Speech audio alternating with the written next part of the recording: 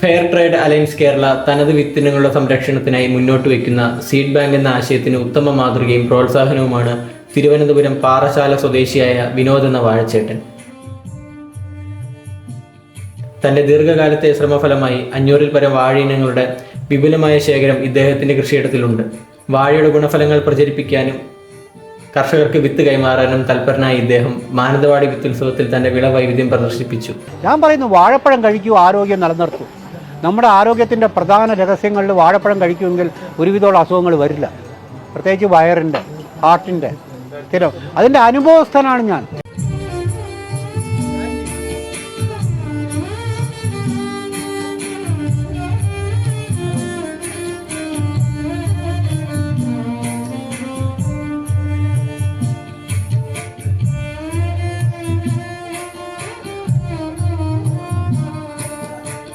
വാഴച്ചേട്ടൻ്റെ പേരെന്ന് പറയാമോ?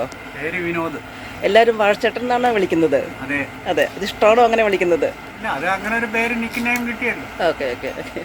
ഈ വാഴഗ്രാമത്തെക്കുറിച്ച് വാഴച്ചേട്ടൻ എന്ന് പറഞ്ഞാൽ കർഷകരെ കേരളത്തിലെ ഒരു കൃഷി ഡിപ്പാർട്ട്മെന്റ് ഉണ്ട് വാഴയെ അവഗണിക്കണേ. കേരളത്തിന്റെ പൈതൃകമായ വാഴ പോലും സംരക്ഷിക്കാൻ അവർക്ക് താല്പര്യമില്ല. അപ്പം ഞങ്ങളിതാ ഇപ്പം കയറി വന്ന് ഇവിടെ കണ്ടില്ലേ. ഞാൻ അതുപോലെ തന്നെയാണ് കേരളത്തിലെ കൃഷി വകുപ്പിനെ വെല്ലുവിളിക്കുന്നത് ഇതുപോലെ ഒരു എക്സിബിഷൻ നടത്താൻ. ഇതിൽ 90% കൊലകളും കേരളത്തിൽ നിന്നുള്ള കൊലകളാണ്. ഈ കൊല വെച്ചൊരു പ്രദർശനം നടത്താൻ കൃഷി വകുപ്പിന് കഴിഞ്ഞില്ല എന്ന് പറഞ്ഞാൽ കേരളത്തിലെ ഏറ്റവും കൂടുതൽ ആൾക്കാർ ഉപയോഗിക്കുന്ന പഴം എന്ന് പറഞ്ഞാൽ വാഴപ്പഴം. അതിനെ അവഗണിക്കുന്ന കൃഷി ഡിപ്പാർട്ട്മെന്റിനെതിരെ തന്നെയാണ് ഈ എക്സിബിഷൻ. കഴിയും, നിങ്ങൾ ചെയ്തില്ലെങ്കിൽ ചെയ്യാൻ ആൾക്കാർക്ക് കഴിയും. അതുകൊണ്ടാണ് അതിന് വാഴഗ്രാമം ഗ്രൂപ്പ് വന്നു അതിന്റെ രീതിയിൽ വരുന്നത്. ഇത്രയും അവഗണന നേടുന്ന ഒരു മേഖല വാഴ തന്നെയാണ്. കാരണം കേരളത്തിൽ വരുന്ന വാഴപ്പഴത്തിന്റെ 90% വരുന്ന വെളിയിൽ നിന്നാണ്. നമുക്ക് താല്പര്യമില്ല. ഇതെന്താ ചെയ്യുന്നത്? ഇത് ചെയ്യുന്നത് നമ്മുടെ നാടൻ പത്തനം പഴങ്ങൾ ചേർത്തുണ്ടാക്കിയ പായസത്തിന് ആദ്യം ഏത്തമ്പഴം വേവിക്കുന്നു. 12 ഉണ്ട് പായസം. 12 നാടൻ ഇനം, തിരുവനന്തപുരം ജില്ലയുടെ നാടൻ ഇനങ്ങൾ. അത് ചേർത്തുള്ള പായസവും 10 പഴങ്ങൾ ചേർത്തുള്ള സർബത്തും.